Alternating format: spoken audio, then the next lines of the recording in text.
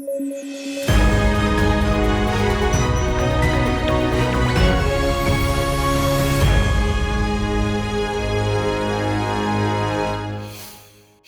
खबर शुरू करते हैं। हाल ही में संसद में एक रिपोर्ट पेश की गई। इसे review of guardianship and adoption laws नाम दिया गया। रिपोर्ट को parliamentary standing committee on personal public grievances and law and justice के द्वारा तैयार किया गया है।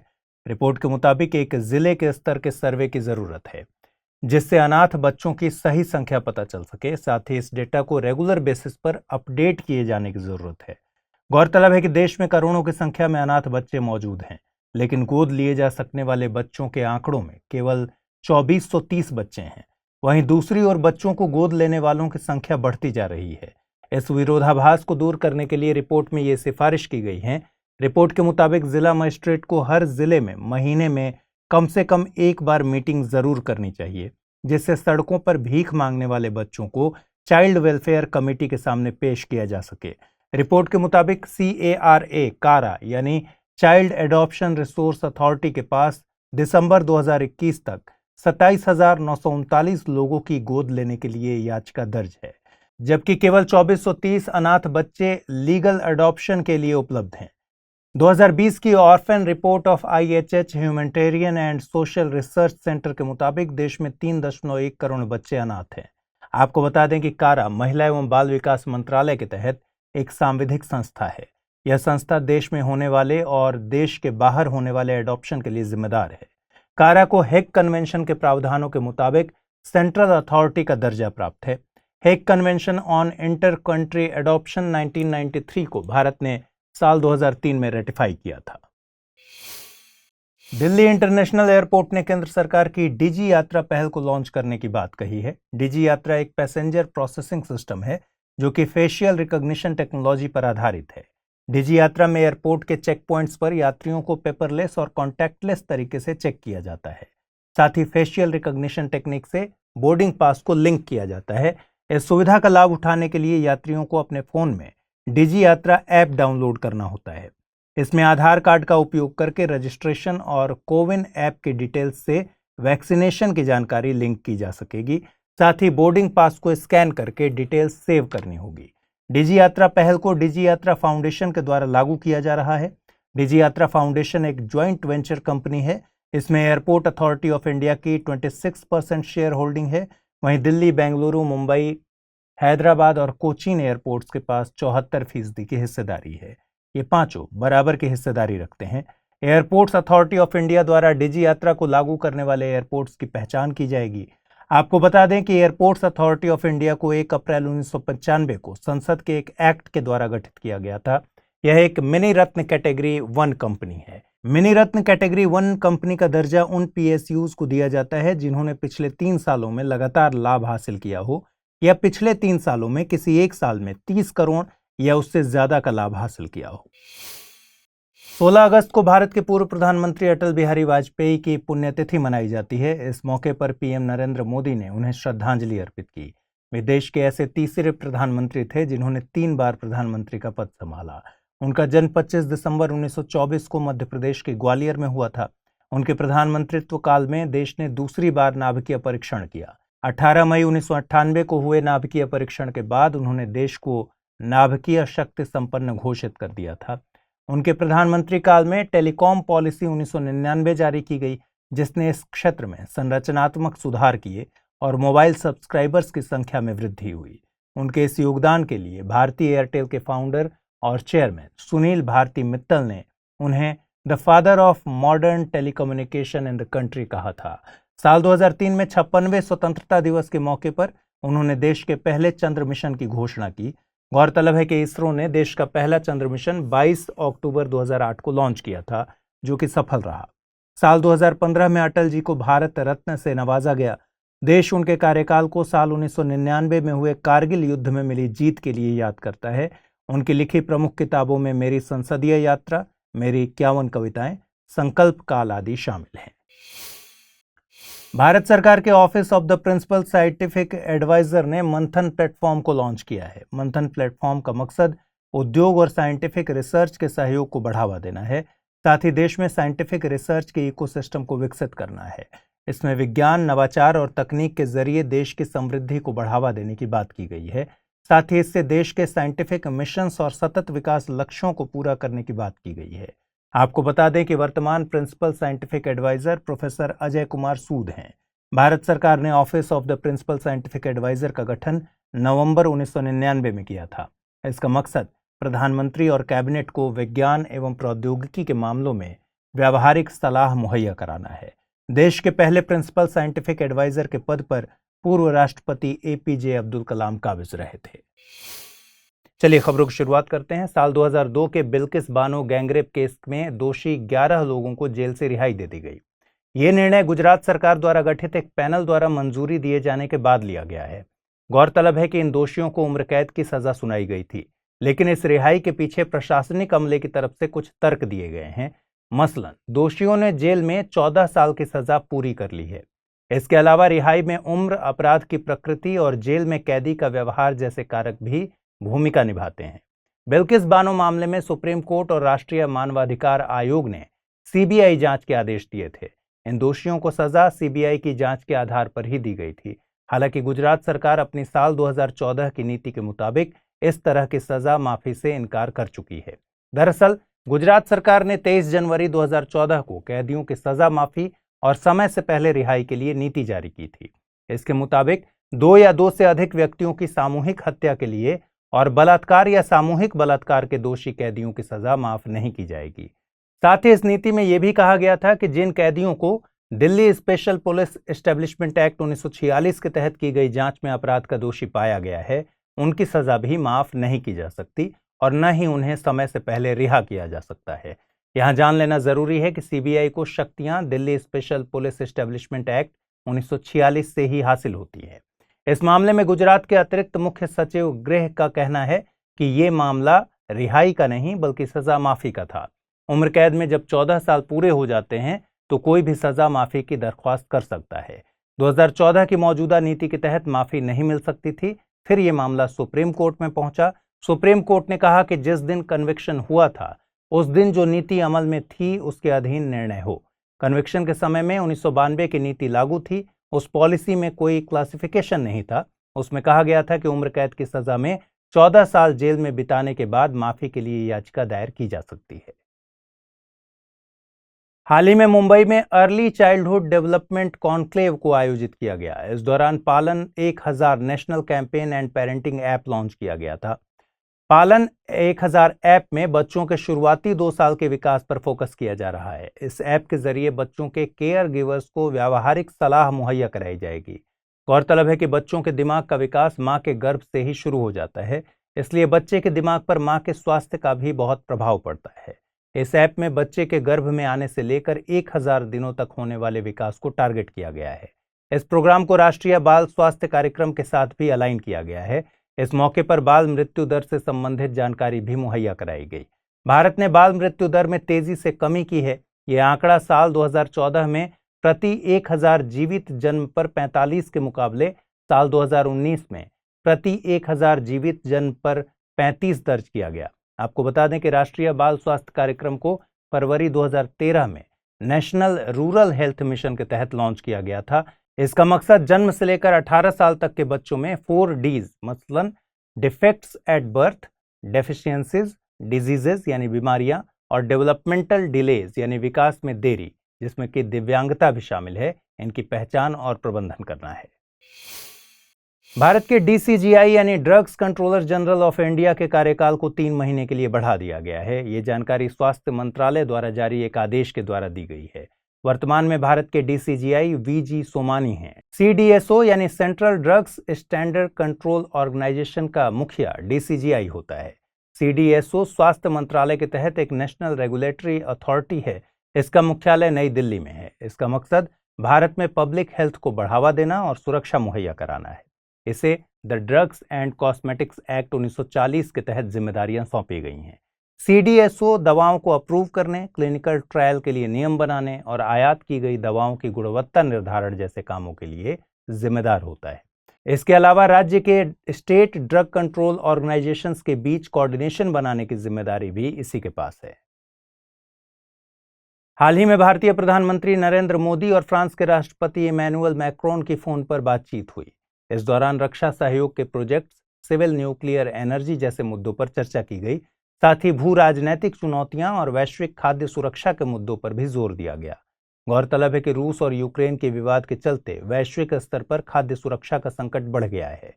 यूक्रेन दुनिया के टॉप कृषि उत्पादकों में से एक है। फ्रांस पश्चिमी यूरोप में स्थित एक देश है। ये दुनिया के सबसे पुराने राष्ट्रों में से एक है। फ्रांस उत्तर पूर्व में अपनी सीमा बेल्जियम और लग्जमबर्ग से, वहीं पूर्व में जर्मनी, स्विट्जरलैंड और इटली से साझा करता है। इसके दक्षिण में भूमध्य सागर, मोनाको, स्पेन और अंडोरा हैं। वहीं यूनाइटेड किंगडम के साथ समुद्री सीमा यह साझा करता है। इंग्लिश चैनल फ्रांस को यूके से अलग करता है।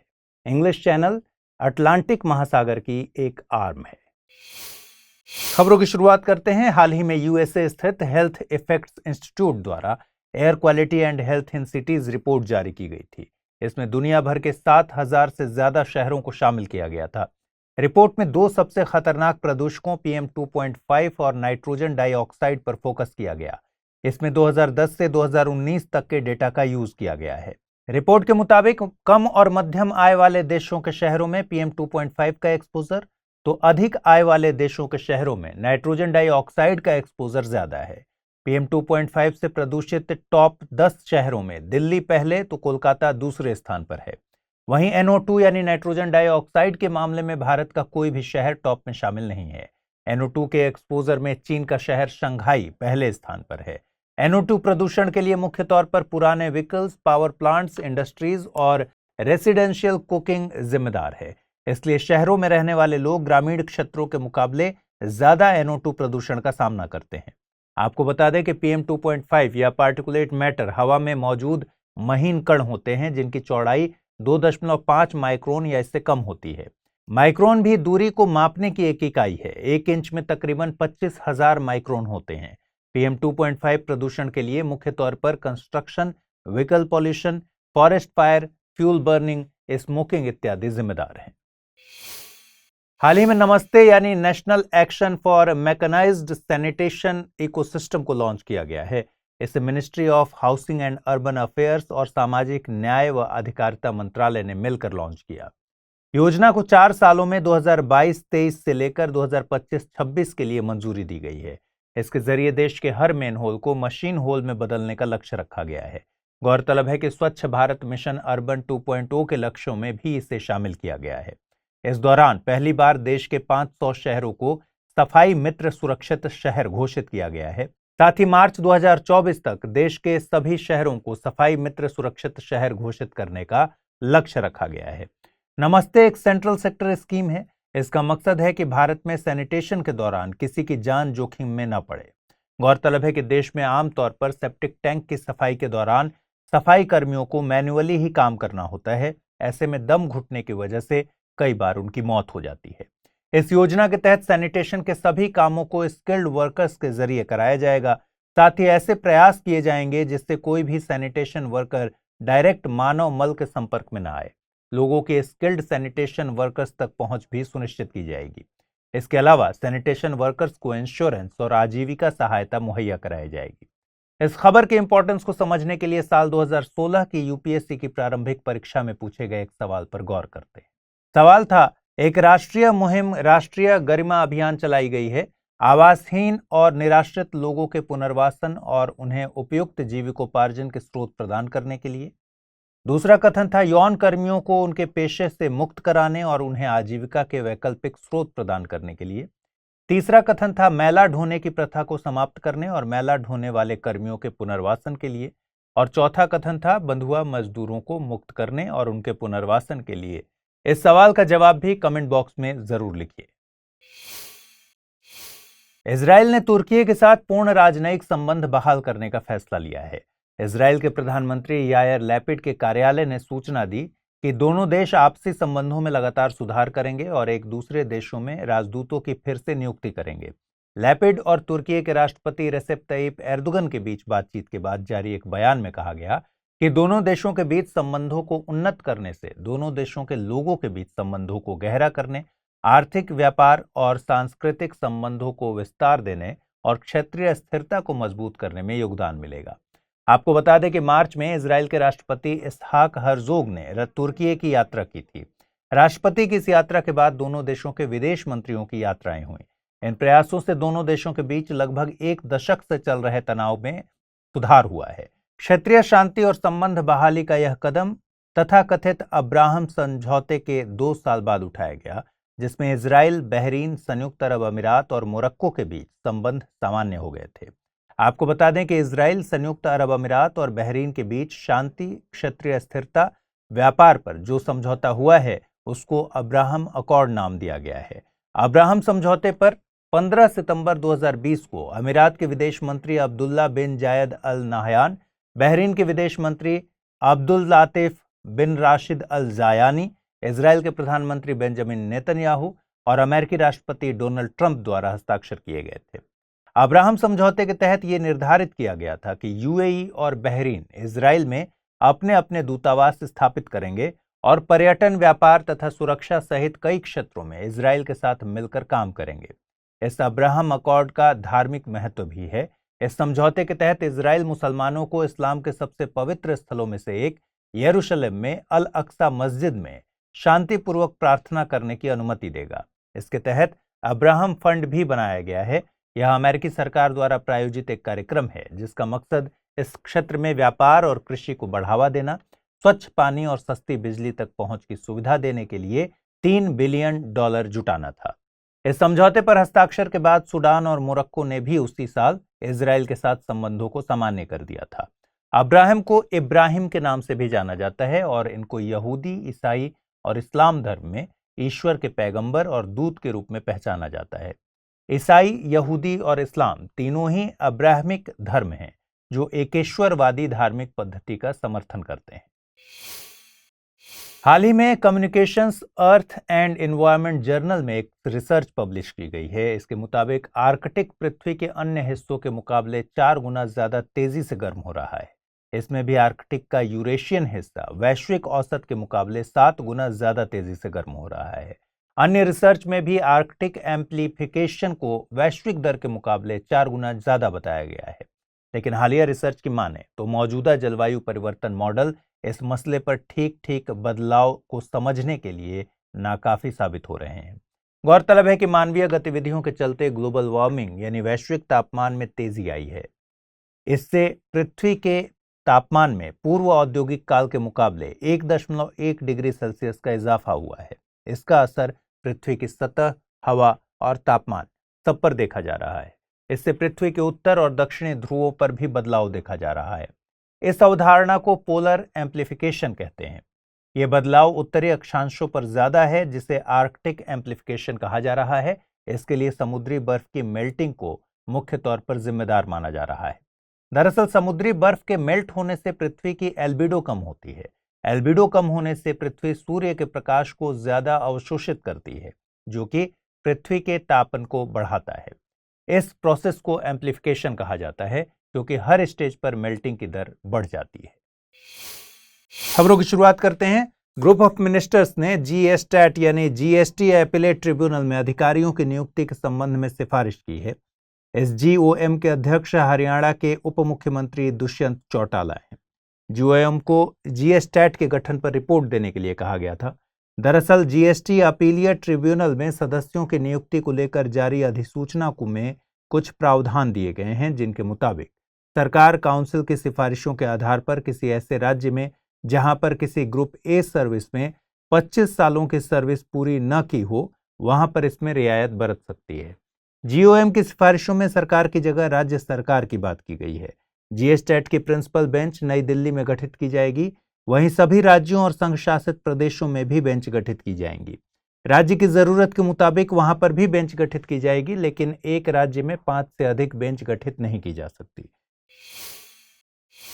20 वर्ष की भारतीय महिला फुटबॉलर मनीषा कल्याण ने यूईएफए विमेंस चैंपियंस लीग में खेलने वाली पहली भारतीय महिला खिलाड़ी बनकर इतिहास रच दिया है।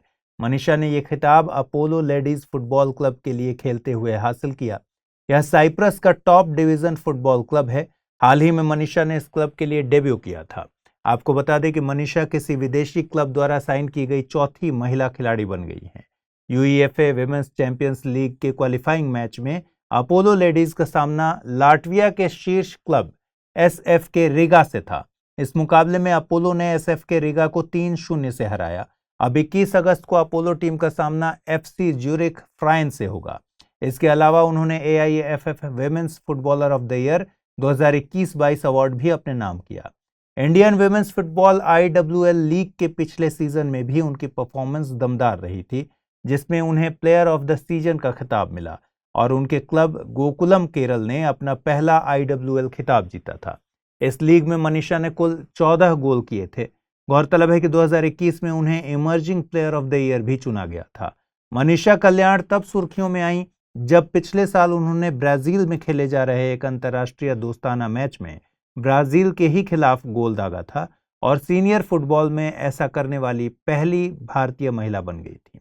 आपको बता दें कि यूईएफए विमेंस चैंपियंस लीग, जिसे पहले यूईएफए विमेंस कप कहा जाता था, महिलाओं के लिए आयोजित किया जाने वाला एक अंतर्राष्ट्रीय स्तर का फुटबॉल कंपटीशन है, जिसमें यूईएफए यानी union of European football association द्वारा एफिलिएटेड देशों की टॉप क्लब टीम्स शामिल हैं। हाल ही में वाणिज्य मंत्रालय ने चीन से आयात की जाने वाली ऑफ्लॉक्सासिन नाम की दवाई पर डंपिंग रोधी शुल्क लगाने की सिफारिश की है। ऑफ्लॉक्सासिन का इस्तेमाल कई प्रकार के संक्रमणों के इलाज के लिए किया जाता है। ऑफ्लॉक्सासिन का उपयोग ब्रोंकाइटिस, निमोनिया और त्वचा, ब्लैडर, यूरिनरी ट्रैक्ट और प्रोस्टेट के संक्रमण सहित अन्य तरह के इन्फेक्शंस के इलाज के लिए होता है। वाणिज्य मंत्रालय ने यह कदम घरेलू दवाई निर्माताओं को पड़ोसी देशों से आने वाले सस्ते आयात से बचाने के लिए उठाया है। डंपिंग रोधी शुल्क को 5 साल के लिए लगाए जाने की सिफारिश की गई है। आपको बता दें कि एक दवा निर्माण कंपनी आरती ड्रग्स लिमिटेड ने कुछ समय पहले डीजीटीआर से शिकायत की थी। शिकायत चीन के द्वारा ऑफ्लॉक्सासिन और संबद्ध रसायनों को बहुत ही कम कीमतों पर भारत को निर्यात किए जाने से संबंधित थी। Directorate general of trade remedy DGTR ने इस मामले पर विस्तृत जांच की। डीजीटीआर ने जांच में पाया कि चीन द्वारा दवाई उद्योग से संबंधित कई उत्पादों को भारत में डंप कीमतों पर निर्यात किया गया है, जिसने घरेलू उद्योग को व्यापक रूप से प्रभावित किया है। जांच के आधार पर डीजीटीआर ने चीन से ऑफ्लॉक्सासिन और इसके निर्माण में लगने वाले मध्यवर्ती रसायनों के आयात पर डंपिंग रोधी शुल्क की सिफारिश की है। सिफारिश किया गया शुल्क $0.53 से $7.03 प्रति केजी के बीच है। वित्त मंत्रालय इन शुल्कों को लागू करने के लिए अंतिम निर्णय लेता है। शुल्क का उद्देश्य निष्पक्ष व्यापार प्रथाओं को सुनिश्चित करना और घरेलू उत्पादकों के साथ साथ विदेशी उत्पादकों और निर्यातकों के लिए एक समान व्यापारिक अवसर बनाना है। Directorate general of trade remedy को यानी डीजीटीआर को पहले डंपिंग रोधी और संबद्ध निःशुल्क महानिदेशालय के रूप में जाना जाता था। अप्रैल 1998 में इसकी स्थापना हुई थी। इसका वर्तमान नाम मई 2018 में दिया गया। यह वाणिज्य एवं उद्योग मंत्रालय के अंतर्गत कार्य करता है। महानिदेशालय एक सिंगल विंडो एजेंसी है जो भारत में एक व्यापार रक्षा तंत्र को विकसित करती है। इसका दायरा व्यापक है और यह शिकायतों पर तेजी से कार्यवाही करने में सक्षम है। यह अनुचित व्यापार पद्धतियों के प्रतिकूल प्रभाव से घरेलू उद्योग की रक्षा करता है और उद्योगों को प्रतियोगिता का समान अवसर सुनिश्चित करता है। डीजीटीआर द्वारा किए जाने वाले प्रमुख कार्य हैं: भारत सरकार को एंटी डंपिंग जांच की सिफारिश करना, भारत सरकार को विरोधी सब्सिडी या फिर काउंटर वेलिंग ड्यूटी जांच की सिफारिश करना, विदेशी एजेंसियों द्वारा किए जा रहे विभिन्न काउंटर वेलिंग ड्यूटी जांच से भारतीय निर्यातकों का बचाव करना, विश्व व्यापार संगठन के साथ सूचना का एक्सचेंज करना। हाल ही में प्रधानमंत्री नरेंद्र मोदी ने कहा कि उनकी सरकार ने पिछले 3 वर्षों में 7 करोड़ ग्रामीण परिवारों को पाइप से पानी का कनेक्शन प्रदान किया है। यह प्रयास जल जीवन मिशन के तहत किया गया। मिशन के तहत अब तक गांवों में 10 करोड़ कनेक्शन प्रदान किए जा चुके हैं। मोदी जी ने यह उपलब्धि गोवा सरकार द्वारा आयोजित एक कार्यक्रम में बताई। गोवा ने राज्य के ग्रामीण घरों में हाल ही में 100% पाइप जलापूर्ति कवरेज को प्राप्त कर लिया है और इसी उपलक्ष्य में कार्यक्रम आयोजित किया गया था। पणजी में आयोजित समारोह में केंद्रीय जल मंत्री गजेंद्र सिंह शेखावत और गोवा के मुख्यमंत्री प्रमोद सावंत मौजूद थे, जबकि प्रधानमंत्री वीडियो लिंक के माध्यम से कार्यक्रम से जुड़े थे। मोदी जी ने अपने भाषण में आगे कहा कि आज़ादी के बाद के 7 दशकों में केवल 3 करोड़ ग्रामीण घरों में पाइप से पानी आता था, लेकिन इस मिशन की घोषणा के बाद से पिछले 3 वर्षों में सरकार ने 7 करोड़ अतिरिक्त ग्रामीण घरों को नल के पानी से जोड़ा है। जल जीवन मिशन की घोषणा प्रधानमंत्री नरेंद्र मोदी ने 15 अगस्त 2019 को की थी। इस मिशन के तहत भारत के सभी ग्रामीण इलाकों के हर घर तक शुद्ध पेयजल पहुंचाया जाएगा।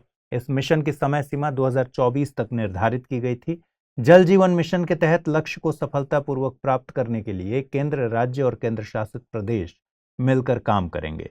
यह मिशन पेयजल को आम लोगों तक आसानी से पहुंचाने के साथ साथ दीर्घकालिक जल स्रोतों का निर्माण, जल संरक्षण, प्रदूषण रहित जल की पहचान, जल प्रबंधन इत्यादि के कार्य योजना पर आधारित है। जल जीवन मिशन के अंतर्गत राज्यों या केंद्र शासित प्रदेशों में सार्वजनिक संस्थान के लिए दीर्घकालिक आधार पर पेयजल सुरक्षा सुनिश्चित करना है। सार्वजनिक संस्थानों में स्कूल, आंगनवाड़ी केंद्र, स्वास्थ्य केंद्र इत्यादि आते हैं। इसके अंतर्गत राज्यों या केंद्र शासित प्रदेशों को जलापूर्ति के बुनियादी ढांचे के निर्माण के लिए सहायता प्रदान करना शामिल है, ताकि 2024 तक प्रत्येक ग्रामीण परिवार में कार्यात्मक नल कनेक्शन या नियमित जलापूर्ति हो और नियमित आधार पर पर्याप्त मात्रा में पानी उपलब्ध हो। मिशन में राज्यों और केंद्र शासित प्रदेशों को भी जिम्मेदारियां सौंपी गई हैं। राज्य, केंद्र शासित प्रदेश अपनी पेयजल सुरक्षा के लिए योजना बनाएंगे। ग्राम पंचायतों को अपने गांवों में जलापूर्ति प्रणालियों की योजना बनाने के लिए और योजना का कार्यान्वयन, प्रबंधन, स्वामित्व, संचालन और रखरखाव करने के लिए सशक्त किया गया है। पानी के महत्व पर समुदाय में जागरूकता पैदा करना भी मिशन का एक महत्वपूर्ण पहलू है।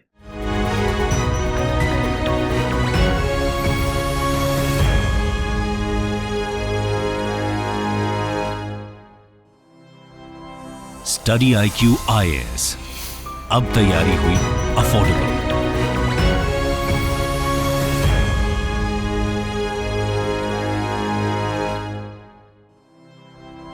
स्टडी IQ IAS, अब तैयारी हुई अफोर्डेबल।